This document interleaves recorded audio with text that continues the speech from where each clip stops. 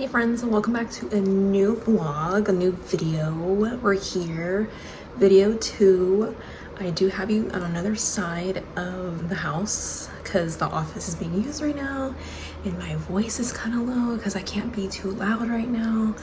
But going out for lunch with one of my besties and we're having a reading date. As I said in the previous video, I'm currently buddy reading By the Time I Got Drunk and Yeeted a Love Potion on a werewolf, and we're going to get together, get some lunch, read this together, and I want to tag you guys along.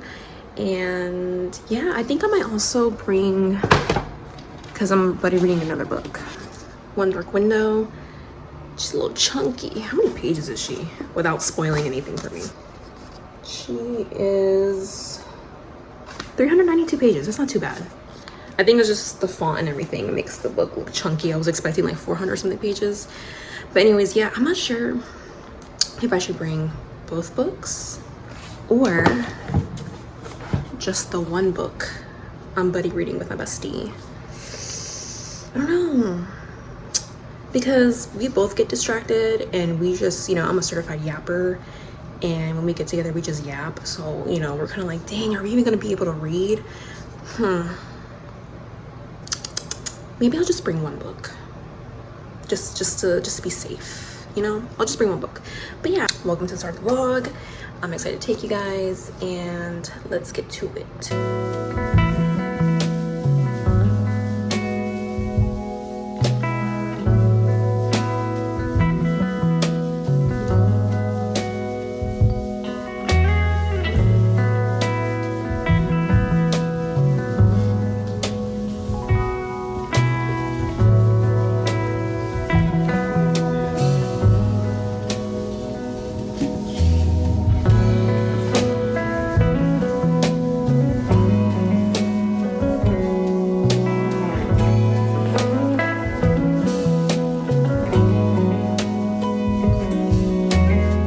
Friends, welcome to another update. I officially have you guys on a tripod and my poor arm is not going to be suffering anymore. So I want to give you guys another update. It has been super busy the past 2 weeks.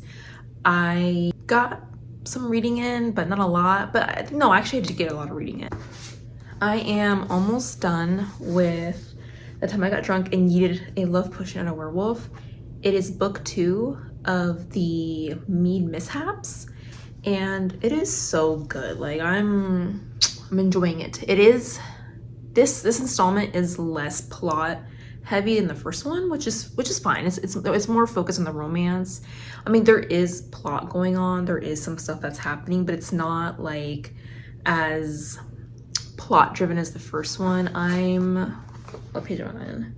187 pages in. I think I only have less than 100 pages to go. I can probably finish this tonight if I have time tonight. A friend that I'm buddy reading this already finished the book because she's a fast reader, and literally every day that I have been wanting to read, impossible. But anyways, I got as far as I could. Again, I'm gonna try to finish this tonight or sometime this week. I'll go more in depth later at the end of this video. And again, I want to make a separate video doing a whole review of the trilogy. I already ordered book 3. Loving it so far. Love all the characters. The second book I'm reading is One Dark Window. Y'all, I almost DNF'd it. Like in my previous video, I talked about my DNF rule that I got going on. 50-60 pages. If I'm not feeling it, I'm cutting it. Close. Okay, it started picking up around page 70 something, like chapter 5. Love it so far. Very dark, very mysterious. I love like the unique card system it has. And my friend that I'm buddy reading with, she texted me earlier saying that the card system in the book reminded her of Cardcaptor Sakura. And oh my god, that like gave me mad nostalgia. I'm like, dude, I have not watched that anime in forever. So yeah, I'm not gonna lie, the beginning was super boring. The characters were flat. I think it's the world building. It was very, very slow. I think I just have been reading a lot of books that are like fast paced, that finally I'm picking up a book that's like on the slower end and it's like very, very slow. Like the world building is very slow, which is nothing wrong with it. I think I just had to kind of like switch my gears in my brain and be like, okay, this is a slow paced book. But I will say that it took a while for the characters to have personality for me. They were kind of flat. The Nightmare, who is I guess you can say the second character in the book that's stuck in our main character's book's head, he also lacked personality. The main character lacked a little bit of personality. Everybody around lacked personality. And I'm like, when is this book getting good? Because I keep hearing good things about this book, but it's boring. What's going on? I'm freaking out. I'm like, please, I cannot DNF another book, please. And thankfully, by chapter 5, it started picking up. Our main character has personality. She was cussing here and there. She was making little slick comments, little jokes here and there. And I'm like, okay, finally, some personality. Even the Nightmare, the voice in her head also started like being slick with his comments. And I'm like, here we go, some personality. And then we have some mystery, some plot happening. And I'm like, she made it, guys. She made it. She almost got chopped. But it started getting interesting, started getting good. So I'm excited. So yeah, that is the reading update for now. Also enjoy some B-roll. I did a lot of stuff the past 2 weeks. And I wanted to share a little bit of my life with you guys. So I'll come back with another update.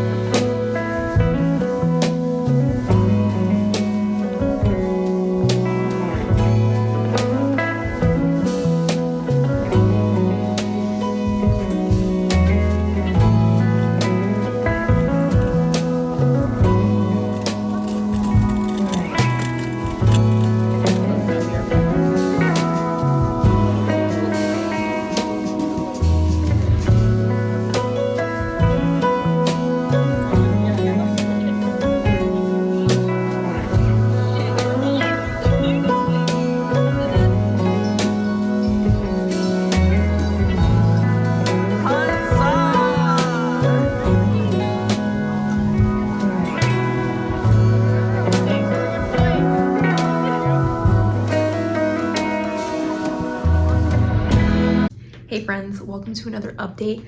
I just finished That Time I Got Drunk and Yeeted a Love Potion and a Werewolf, and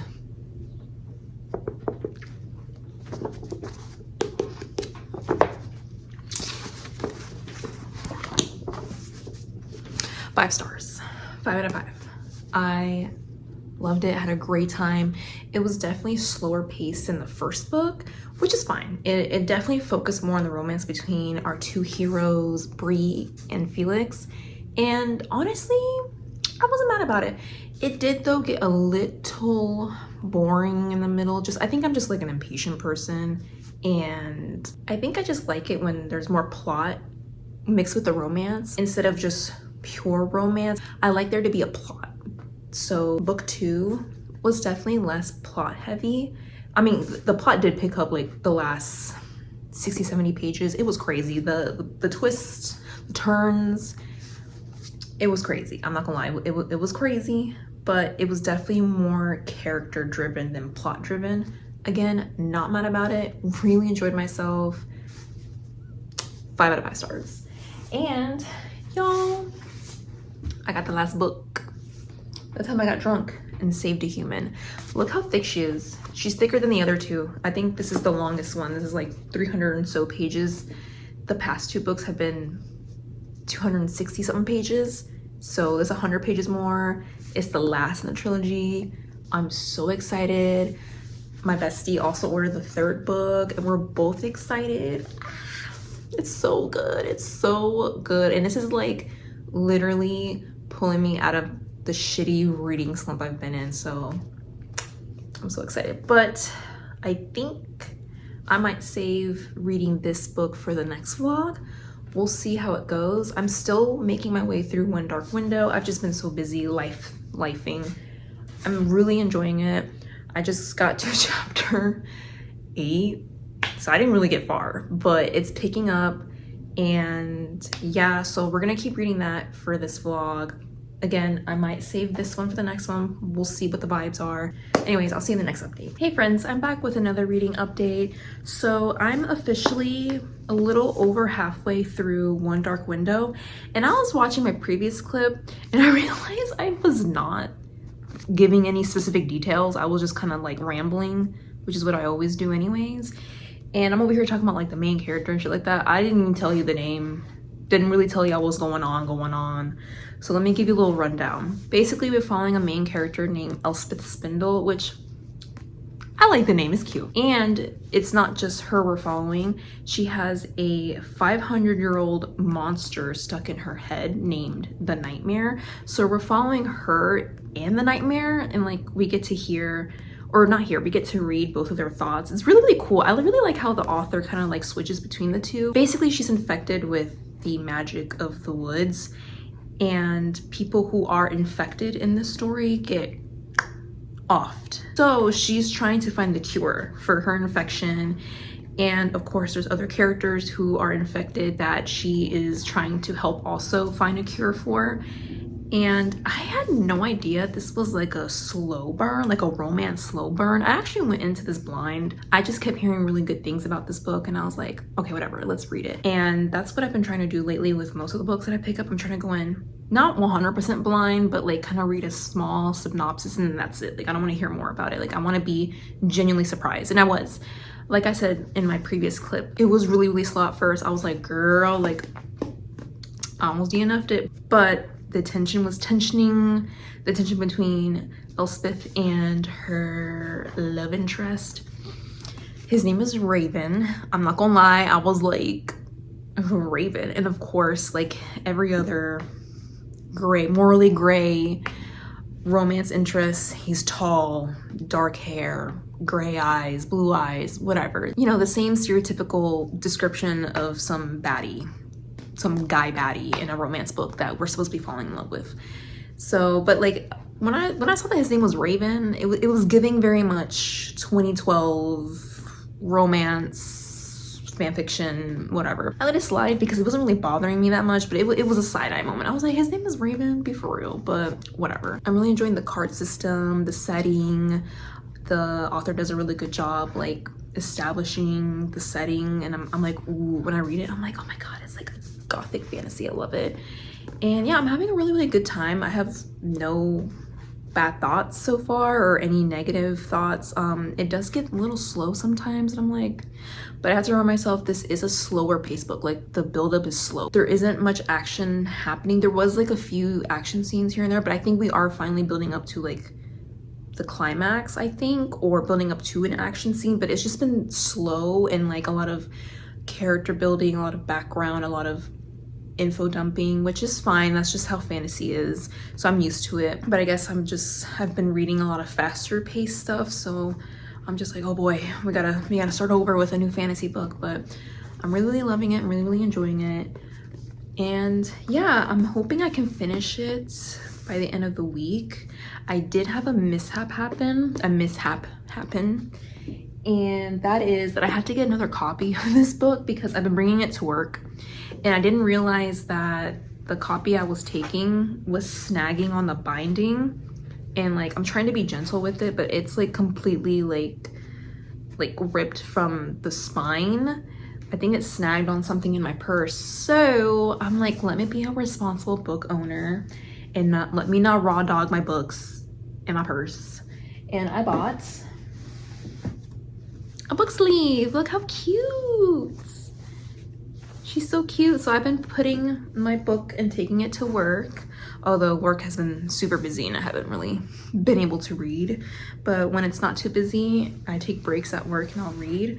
But look how snug she fits. It's so cute. Yeah, I'll link where I got the book sleeve from. I found her on TikTok, and there are some sleeves that are like already made to go. And I think she's doing some pre-orders for some other designs. But yeah, I'm just gonna have to put my books in sleeves from now on because I'm not trying to have, you know, another ripped book. But now I'm trying to figure out what to do with my second copy because the binding is broken, like the spine and stuff. I don't want to throw it away because I don't like throwing away books, but I don't know, like I don't know what to do with it. I think I'll just donate it, but I don't know, I feel bad donating a broken book. But I don't know, I'll look into it, I'll figure it out. But that is an update for now. I do want to save more of my final thoughts, more coherent final thoughts, towards the end of the vlog. And yeah, so I'll see you guys for another reading update. Hey friends, I'm here with another update. I finally finished One Dark Window, and I'm meeting with my friend that I buddy read with at Barnes & Noble's. We're gonna talk about it, we're gonna discuss, and we're gonna get the second copy. I did end up giving it 4 stars, but I have some criticisms, which I will go into near the end of this video. But yeah, I'm gonna take you guys with me to Barnes & Noble's, so let's go.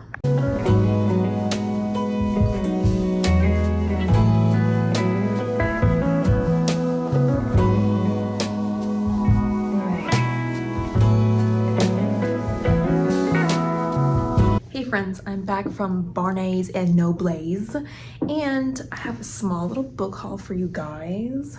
I renewed my membership, and look how cute is this tote bag. It's sturdy, like, and I love this color. It's like reminding me of autumn, and I'm so ready. The summer hasn't even started yet, and I'm already over it, and I'm ready for the fall. But yeah, let's get to it. So obviously I got book 2 of One Dark Window, which is 2 Twisted Crowns. Hold on, I'm gonna review the book 1 in a second. Yeah, so I got the sequel, and yeah, I'm excited. I'm gonna start reading it tonight. I'm not sure if I should cut the vlog here and maybe read this book in the next vlog. I'll figure it out in a few minutes. I'm thinking, I'm scheming. And then I got Rogue by Mona Awad. If you don't know who Mona Awad is, she wrote Bunny. And if you don't know what Bunny is, you should read it. It's an acid trip.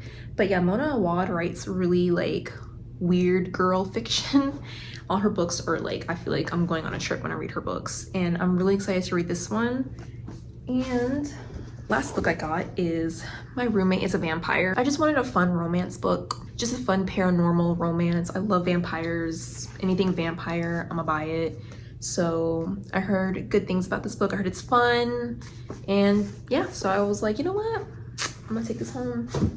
So yeah, these are the 3 books I got, and I had to restrain myself because guys, if I'm let loose at that Barnes & Noble, that Barnes & Noble, is game over. I'm going into debt. So let me give you guys my thoughts, my final thoughts on this book. So I did give it 4 stars, but I have some criticisms. And guys, sometimes I can be very hypercritical of media I consume, and sometimes I have to tell myself like, all right, chill out, because I'd be going in. So sorry guys, that's just the English major in me. It's just what I do. I just criticize books. But anyways, so I guess I'll start with the things I loved. I really loved the world, the setting. It's like gothic fantasy, and I love anything that's gothic fantasy. I feel like authors need to write more gothic fantasy books. They're not doing it. They bring it back. Please bring it back, because I eat this up. So the magic system is very unique. They use a card system, and it's kind of similar to tarot cards. Like each card has a symbol on it, and each symbol does its own magic, and you have to tap on it 3 times to perform the magic act. And then once you're done or whatever, you tap it 3 times again, and then the magic ceases. So I really like that. The characters, my favorite character happens to be the Nightmare, which is the creature that is stuck in our main character's head. He's just sassy, and he's a great character. Like, I don't know if I can describe him as a villain, but he's definitely not a hero. So I guess an anti-hero? I don't know if he fits that archetype, but he's definitely a great character, and he's my favorite. He just doesn't care. He does whatever he wants. He says whatever he wants. He messes with everybody. He messes with the main character. He don't care. That man don't care. I love him. I did have trouble getting attached to some of the characters. Like, I did like the main character, Elspeth. She's naive, but not, I don't know. I'll get into it in a second when I talk about the cons, but I did have difficulties getting attached to some of the characters, but I did like the Nightmare. I had somewhat liked Elspeth, the main character. The love interest His name is Raven, and it's giving 2012 emo fan fiction. I don't know. That's what it's giving. I cannot get over his name. Why is his name Raven? You could have picked any other name, but his name is Raven. He's tall, dark hair, gray eyes. He's your typical, stereotypical dude in a romance fantasy book. They're all tall with dark hair and light colored eyes. Like, can we get a variety into this? Please, I'm tired of that description when it comes to men in fantasy books. Like, come on, I need to switch it up. There are different hair colors and eye colors, please. Anyways, some of the side characters I did like, they weren't very memorable, but I enjoyed them. Oh, jump scare. Anyways, this is editing me, and I am literally editing this clip at fucking 9 p.m. on a Thursday night. And y'all, I'm struggling to even put into words this review. I think I was just nervous. This is like my second vlog. I'm trying to put all my thoughts together. Honestly, I probably should have written stuff down. I'm just yapping. Again, I'm a certified yapper. That's what I do best. But basically, the main interest was mid. The side characters were mid, except for like Elm, the Prince Elm. He's one of the princes. There's like 3 princes, I think. I don't remember. And he was also snarky and shady and weird. And I think those are my favorite type of characters, because all of my favorite characters tend to be like gray area characters. I just feel like they're like, they have more personality when they're gray characters. And I totally forgot to mention her. I don't know why I didn't mention her. I really enjoyed Elspeth's cousin, Eon. I think her name is pronounced Eon. She's like weird, like hella weird. Like, she was like a normal character in the beginning, and then she inherited a maiden card. And in the book, a maiden card makes you beautiful, but at the same time you kind of lose yourself. You become more cold-hearted. And she uses that maiden card, and you can tell that she's changing in the book. She's become like more serious, more cold, very mean. And I don't know, I liked her. I just like mean gray characters. And yeah, I don't know why I was struggling so hard there. It was just like, it was just a book review. I don't know. Anyways, I just had to jump in and say that, because I say a whole lot of nothing. But yeah. Now, the cons. So I have some complaints. Let me start with, I guess, the one that jumps out to me the most, and that is the writing.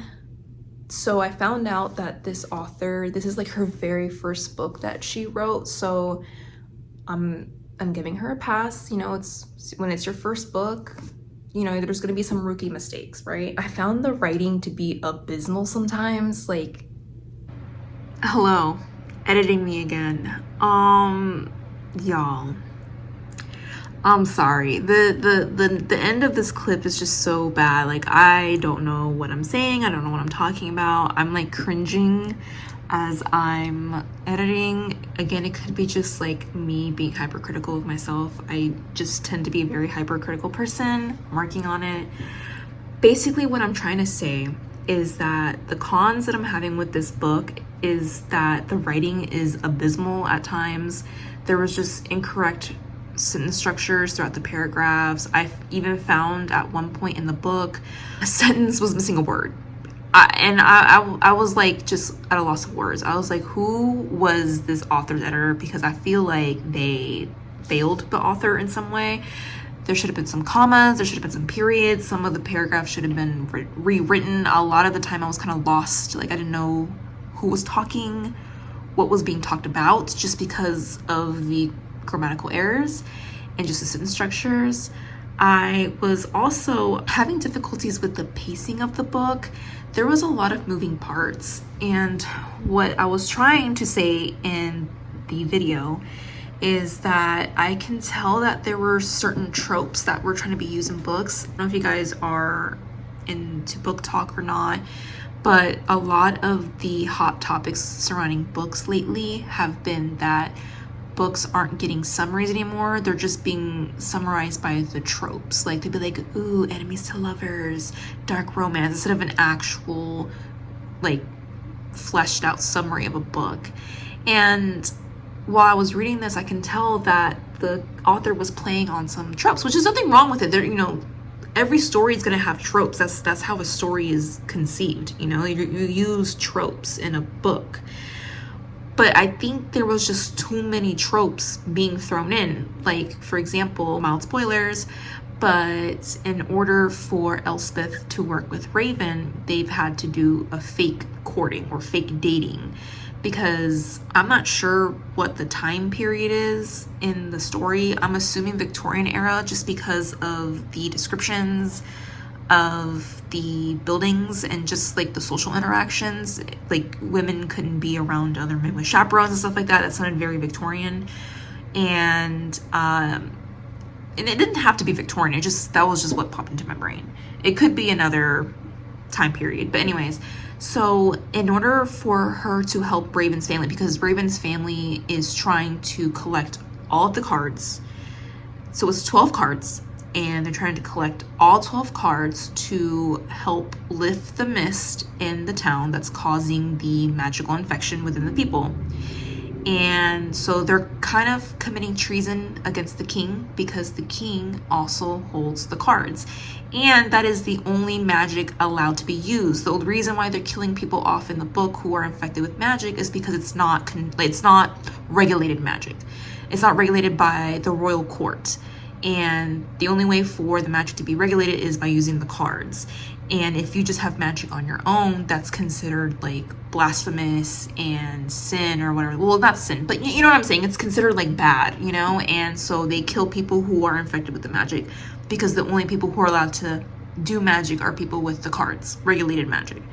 Anyways, so they are committing treason against the king by trying to collect the cards behind his back and lifting the mist, lifting the curse. Yeah, so the point of my rambling is that they had to fake date in order for her to go to Raven's castle. They made like a whole scheme. They're like, oh, Raven's trying to court Elspeth, so Elspeth is invited to Raven's castle, his parents' castle, and so that he can court her and they can get married and blah blah blah. So we have a fake dating court, fake dating trope. It didn't make sense to me to be used continuously throughout the book. In the beginning, it made sense. Like, okay, fine, you know, you need an excuse for her to go to his castle to continue scheming. That's fine. But I don't understand why it continued when they really didn't go out in the public again until like near the end of the book. There was like this like festival thing that they went to, and they were like hugging each other and shit like that. But at that point, they already like have fallen in love and stuff. So it just like, that didn't make sense to me. I was like, okay, like, why is this still like, they would bring it up like, are we pretending to date? I'm like, y'all are scheming. No one's dating. No one's doing nothing. Y'all are just trying to get these damn cards. Make it make sense.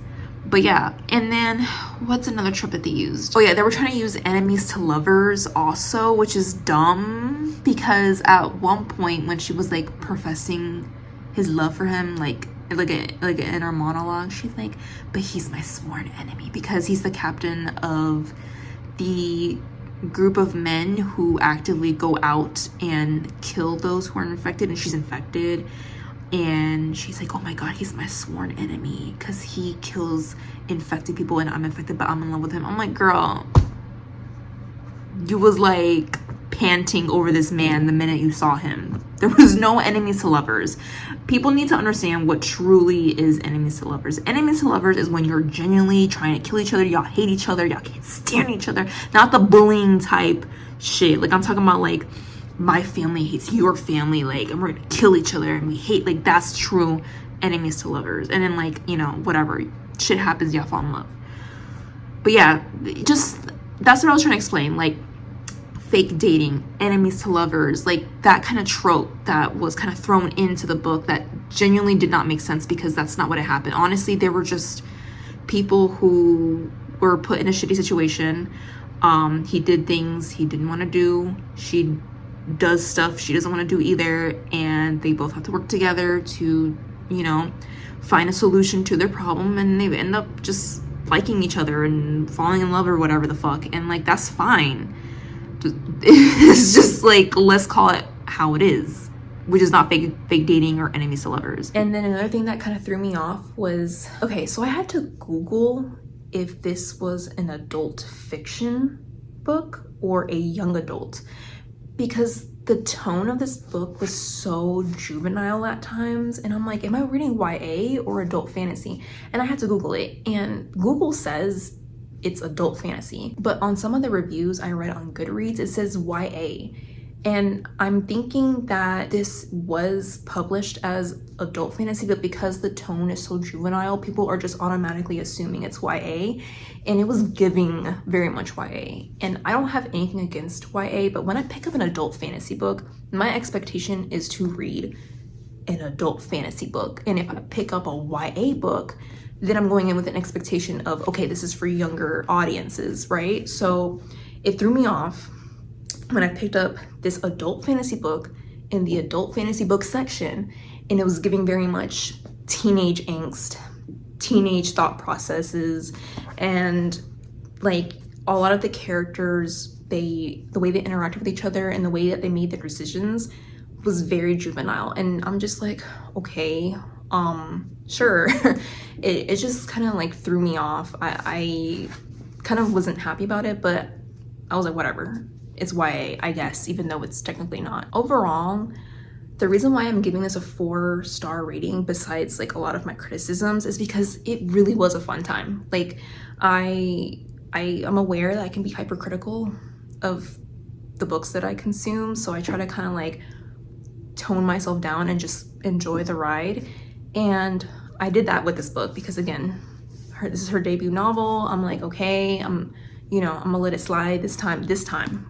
Girl, I hope you improve, girl, because, girl, there were some things in here I was struggling with. But yeah, so I decided to let it slide on some stuff, and the ending had me gagged, y'all. Like, yesterday night, I was like, you know, and I'm so ready to pick up book 2, and I'm hearing that book 2 is eons better than book 1. So I'm hoping that a lot of the mistakes that she made here, she improved in book 2, because there's so much potential. Like, again, like a lot with her writing, she was very like simple, like she was stating facts, like I went to the woods and the mist was scary, like stuff like that, like very simple, very basic sentence structure. And then in some paragraphs it's very flowy, very beautiful. So she has the talent, it's in there. So I'm really hoping that book 2 we see hella improvements, because again, I see a lot of potential in this book. Oh, and another complaint that I have that I just remembered, and I should have like highlighted this. Like, I know some people like to annotate their books, and I want to, but I'm scared to annotate my books.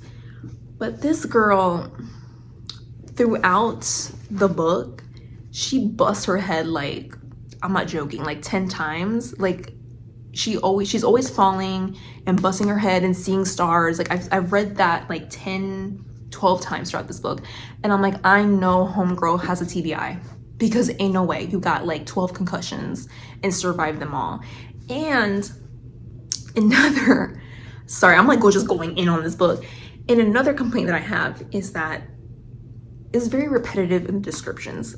For example, when someone's smiling, they'd be like, and his little string tugged at his mouth and he smiled.